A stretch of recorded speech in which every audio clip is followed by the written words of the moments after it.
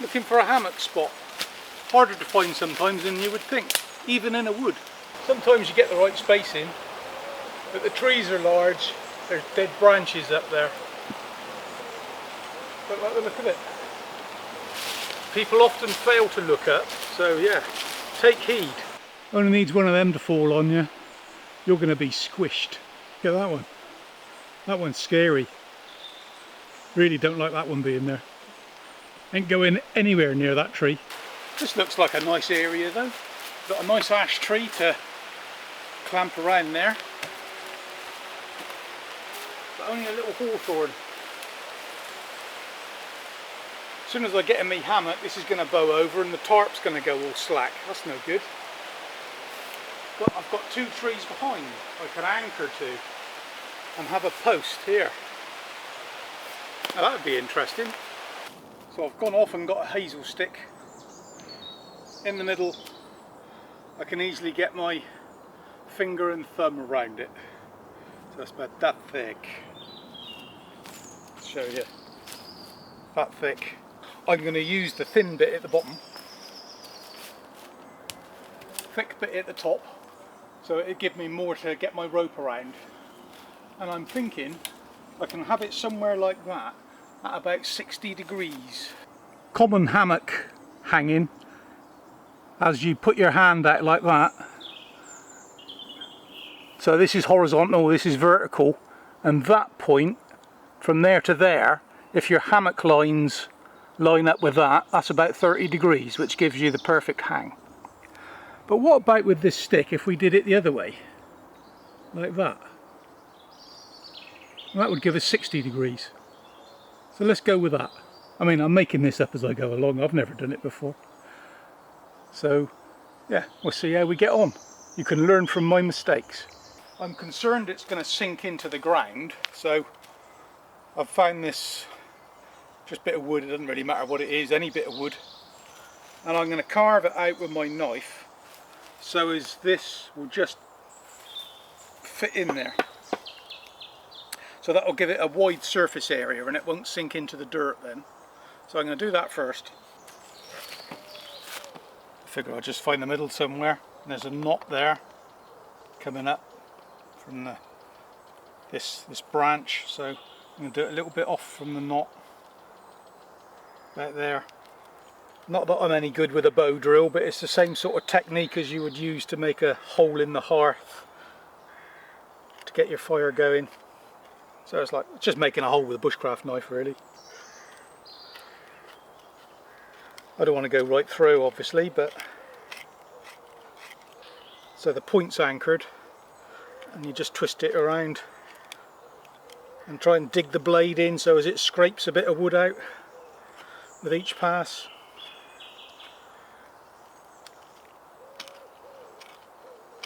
Be careful that it don't slip out and get you. So I'm pushing down more than I'm turning it, because I don't want it slipping out. The other way you can do it is keep your hands away from the other side of the knife to the blade, so they're always away from you. So if you're coming this way, then move your... Oh, we've got to go that way. Yeah, so just keep moving your hands around.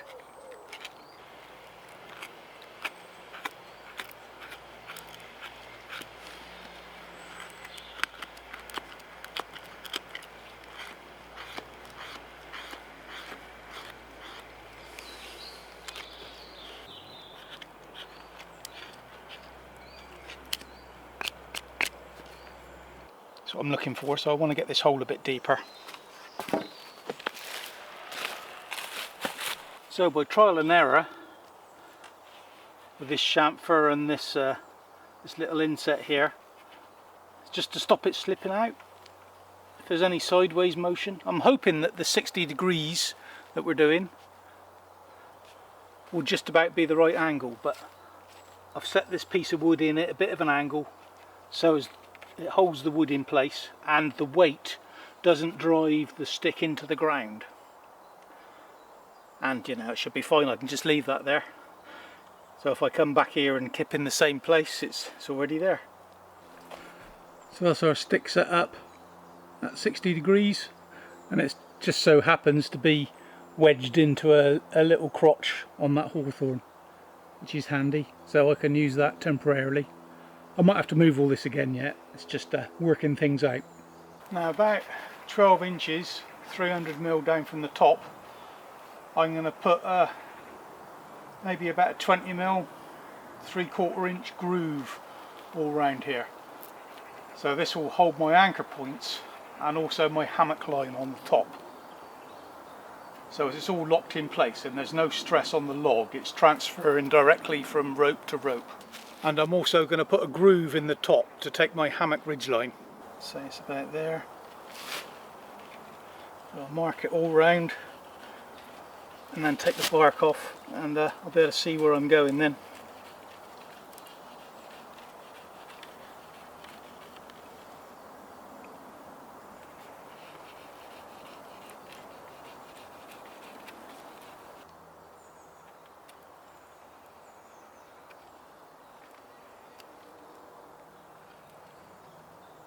Again, I'm pushing more on my thumb than anything.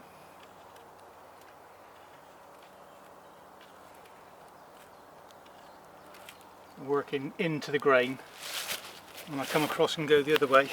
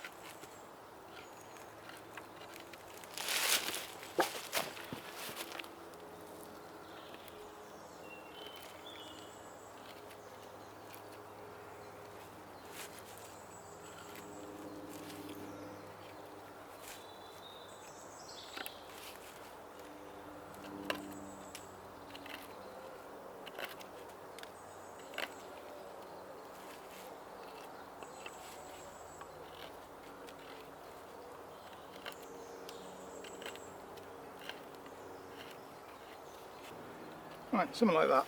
See how we get on. But yeah, what was it? Thumb. The thumb fits in there nicely. So it's about that size groove.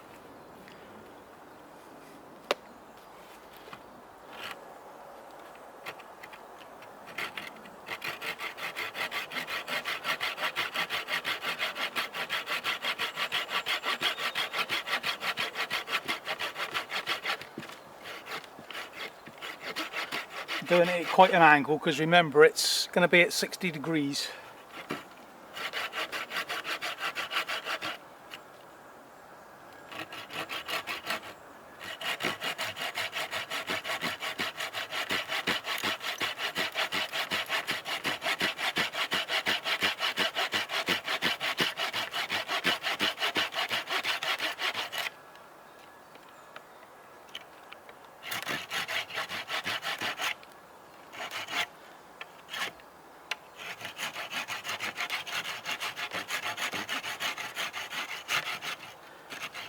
Going around the bottom a little bit so as my ridgeline doesn't stick in there.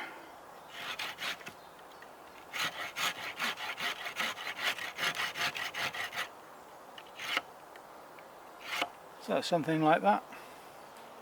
Well, we're on the steep learning curve. So far I have learnt that you can't anchor the ropes to the base of trees because they just slide up, and they slide up and you go down on your ass in your hammock. So that's no good. So we've got to peg it. So I'm thinking now, one peg about 2 feet in front of each tree stump,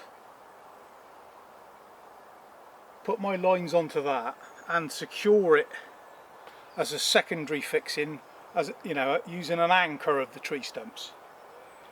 So we're going to try that now. So I'm making some pegs at the moment, nothing very exciting, although I have put the notches just below a knot so as it won't split off.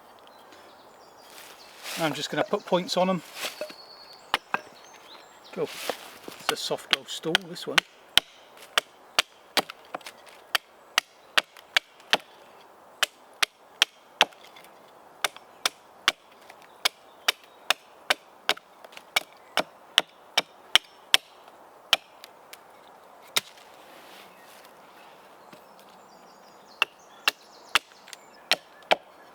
and we'll bang them into the ground.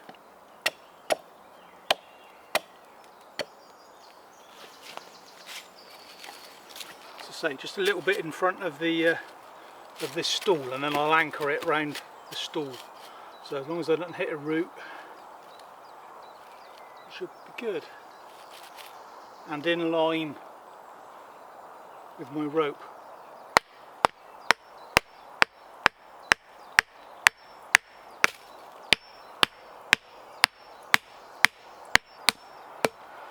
Well, that's a good old anchor. That ain't going nowhere.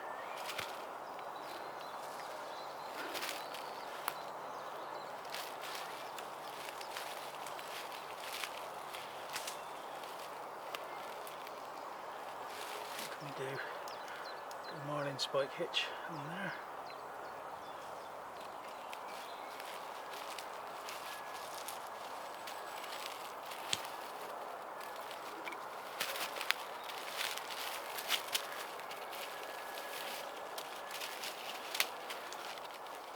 I'm going to go around the inside of the tree so as we don't damage any of these young shoots.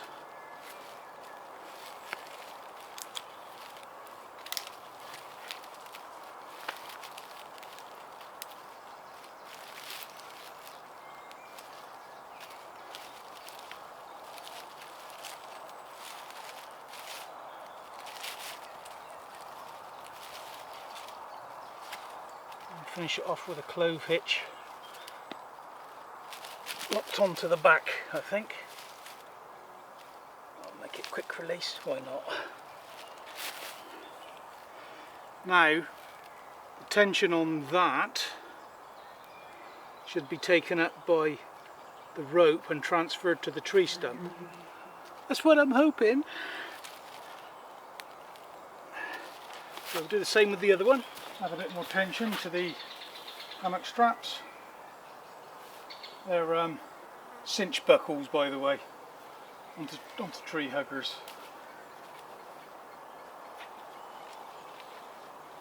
And I got them from Henge Hammocks in the UK. They do a lot of Dutchware stuff. So we can get all the great stuff the Americans use.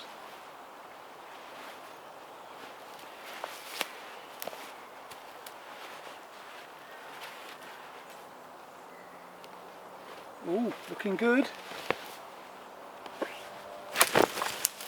No. So something failed. What went?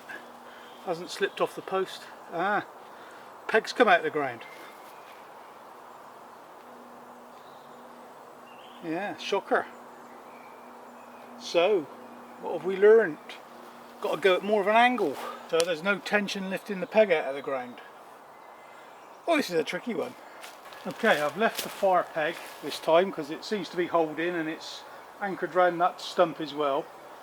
But the front peg, I've doubled the angle of it and I've banged it in at 45 degrees into the ground.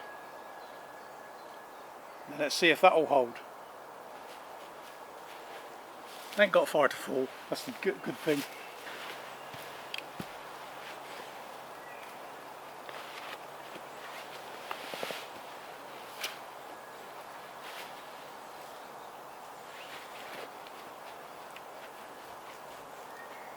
Yeah.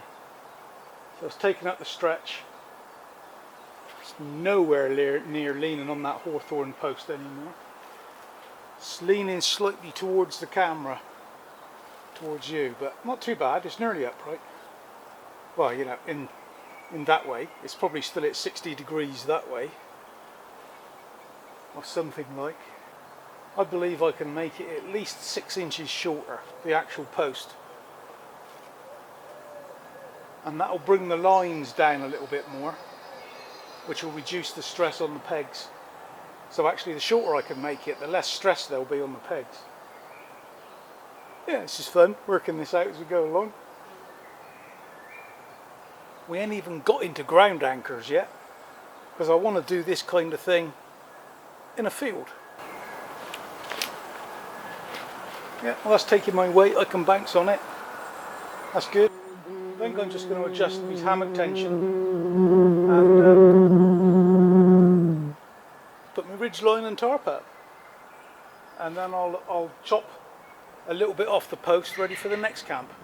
But I'll have to do a ridge line and I'll have to go through that slot and then anchor down onto the ground. And the fact that the post is moving shouldn't make much difference to the tarp tension then, because it will just slide on the rope a little bit. Yeah, I think we've got a plan. So I'm going to do a Siberian hitch on this end, which is just have them both coming over your hand, wrap it once around your fingers, giving yourself plenty of rope, once around your fingers, come over the running end, grab the tag end, pull a loop through,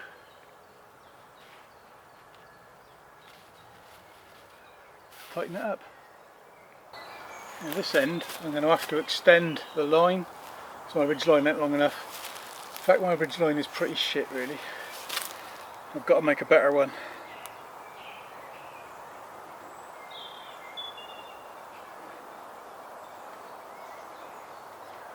So I'll do some kind of sheep shank thing there. I'll put a marlin spike on the end and bang the peg into the ground. So we'll put a marlin spike in the end, so you get hold of it, put a twist in it, lay it onto the running end, grab a loop through, pull it tight. Put your peg over and then it will cinch down onto it. Pull your peg tight and bang her in.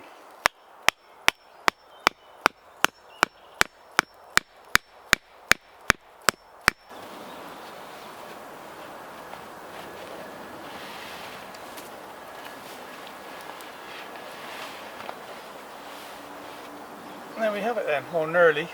Still need more tension. So yeah, I've got to drop the height down. But yeah, we're pretty much there.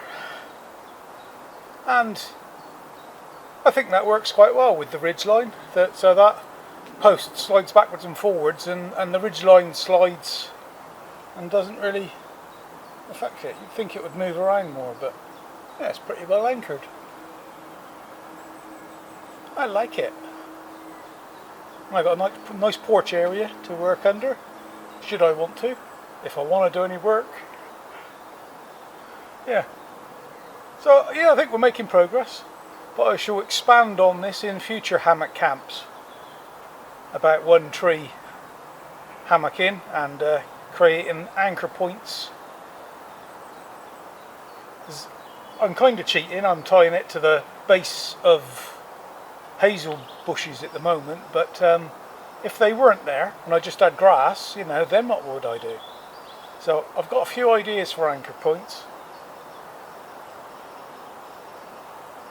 It's going to be interesting. Yeah, I'm just looking. I'm not too far off with the spacing of the post, because you know, a 3 metre tarp, you can't go less than 3 metres at the top. I could probably bring the bottom in a little bit more, but you know, I can't come in much at the top. We'll just do it one little step at a time, and then you know, once I've got it sorted, I can give you all the measurements of what I do. But it's going to take a while, I think. So now I'm happy with the setup. I'm thinking I could lower everything. I'm not going to do it this time, but next time I set it up. This post is no longer at 60 degrees when I've tensioned the hammock. When I sit in it, it pulls it over too much. So I need to move the bottom in at least 12 inches and cut about 8 inches off the bottom, 200mm. So I'm going to mark it. That's where I'm going to cut it off for next time. This will bring the ridge line down a bit, and I can also reduce the length of this strap, because you know, only needs to be about 8 inches long, so yeah, that's another 12 inches I got there. Another 300mm spare, I can move it all in. I'm just thinking ahead to when I make two. So 2 of these, instead of having a tree, I'll have 2 of those. And yeah, the anchor point, if you get a really long sloping angle on it, not too steep, then that one post seems to be holding over there. Let's go and have a look at it. Yeah, this post, I mean, he's about 300mm, 12 inches long, and he's banged well in, but it really does seem to be holding well. Maybe I got it up against a root or something.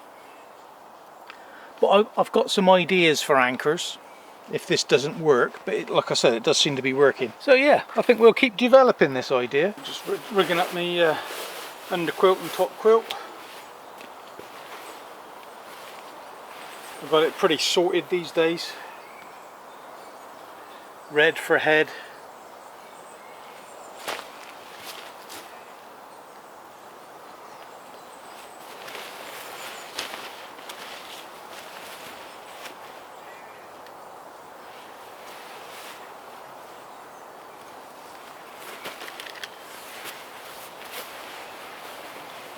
And I'm ready for the summer stuff now.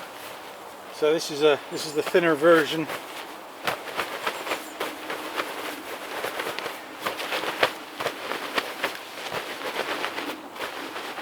It's like half the thickness of my spring and autumn one, but we'll see.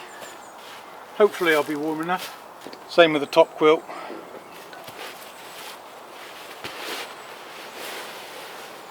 This is made by Hang Tight, Steve Hazel. He's on Etsy. So he takes a bought down blanket and repurposes it. A lot of people are doing them themselves, but you know, if you haven't got sewing skills, pay Steve to do it.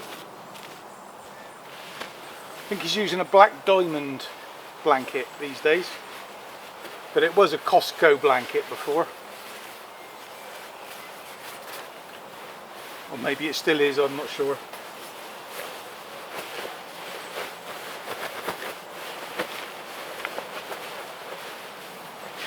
Yeah, so be interesting. We'll see if that's warm enough. Let you know tomorrow. So I'm using half a homemade fire lighter today.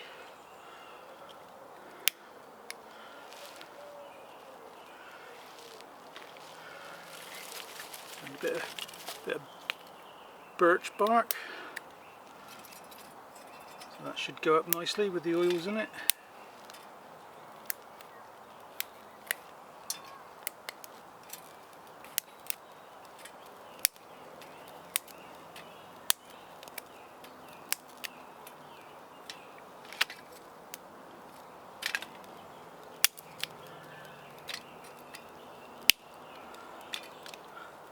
So, for supper, we've got minted kebabs, some Mediterranean veg, and I'm having bacon for breakfast, but I brought the bacon pack out because I thought I might need one just to get a bit of oil in the pan, because I forgot to bring any oil to stir fry. Oh, there we go. Smokeless, love it. So, get a slice of bacon chopped up and on there. See if we can render it down and get a bit of fat out of it.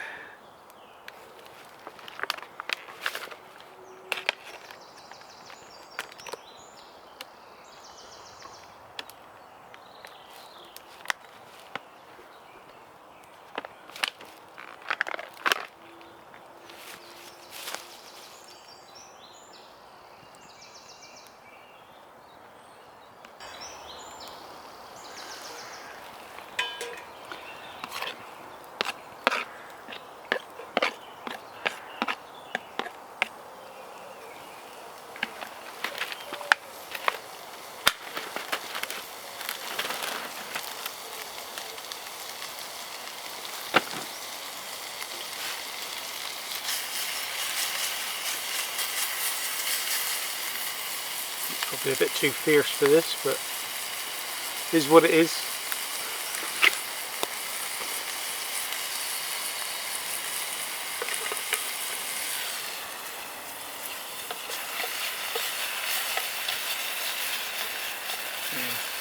Too hot.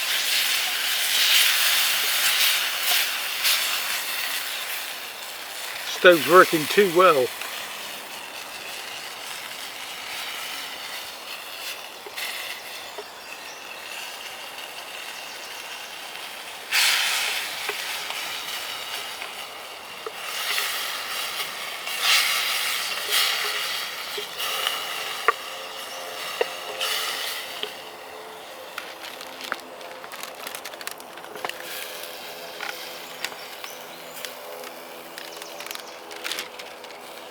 Starting to die down.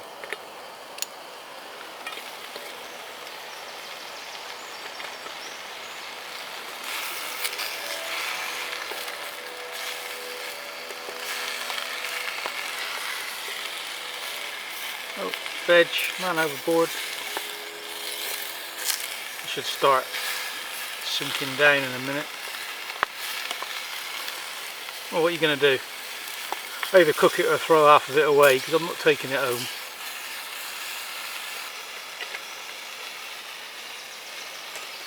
Oh, look at that. Perfect now. I've just got to put a little stick on every now and again. That was the top grill from my firebox stove, but I bought a bigger one to go on that. So I'm using this little one on this wood gas stove. Wood gasification stove. We'll get it right in a minute. But because it's got small little slots in it, you can get away with a little bit of flame, but not too much. So I'm just sticking a twig on every few minutes now and turning them, I say, fairly regularly. We better turn them. Oh no.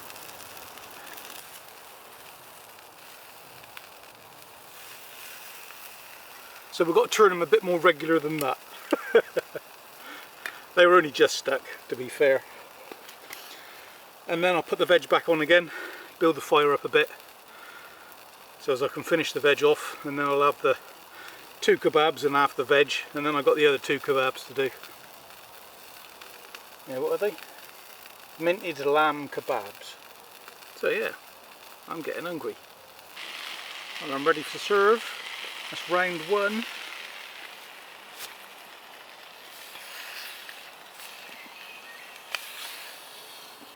Chance to stoke up the fire.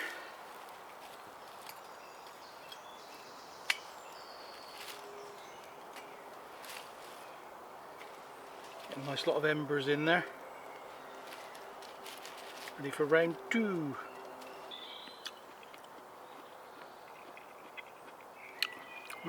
Veg are good.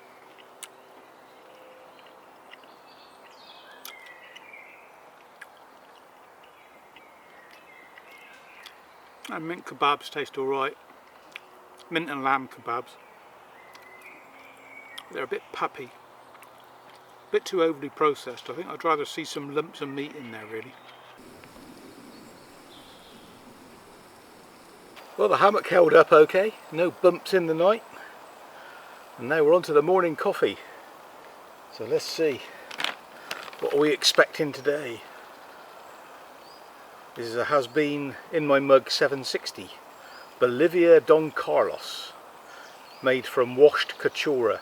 The delicate sweetness of melon fills this cup alongside fresh white grape. A silky smooth body and a touch of tropical papaya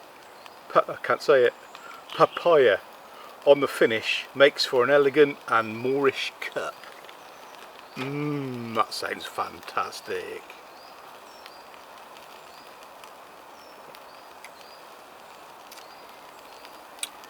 Yeah, it's got that acidic fruitiness that you would think of grapes and melons. Very nice. Just cooking my breakfast.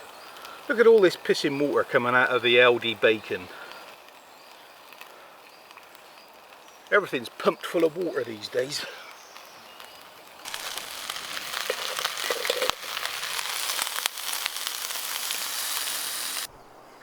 Right, well I'm going to take everything down, but just to recap, we're going to move this point to about here. So we're going to make it 8 inches shorter. Going to move it in about a foot, and I'm going to be cutting it off the bottom, so everything will drop down 8 inches, and I can lose some of this, which creates sag in the hammock, so I've got to get everything tighter. And yeah, I'll also see if I can get some better line that doesn't stretch, some sort of Dyneema stuff, and we'll see how it develops next time. But it's given me an idea of how to do it now, and yeah, I'm confident that I could just go into the woods and set up a 1-tree hammock. Can't believe this is still going. I only put a little dribble of paraffin in it. It's ridiculous how long they last. Well, that's the tarp down. Just airing out my underquilt and top quilt. But you can see, because I've got them turned inside out really, just to get a bit of air around them, but you can see that Steve, when he makes these, he puts this silver reflective stuff on the inside. I'm not sure whether it makes any difference, but you know, it's a good idea. If it reflects some heat back to you, it's all good. We'll put a little mark on here somewhere. Yeah, there we go. I was going to cut it off, so yeah. 8 inches, 200mm, make it a bit shorter.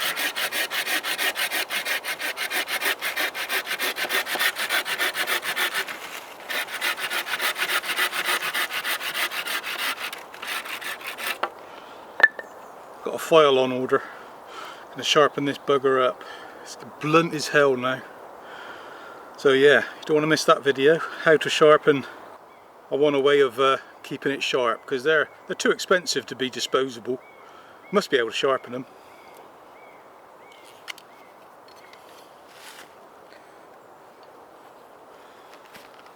So I'm just going to tidy this up a bit.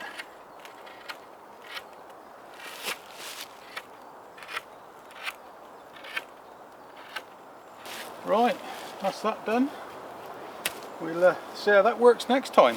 I'm not going to drag it out one more time, and that'll be the definitive measurements. But it is, oh, what is it? 4 inches taller than me, so 6 foot 4, 6 foot 5, something like that. I'm 6 foot 11 and a half. I've got to be wearing socks to be 7 foot. That's 6 foot, 5 foot, 5 foot 11 and a half. I've got to be wearing thick socks to get to 6 foot.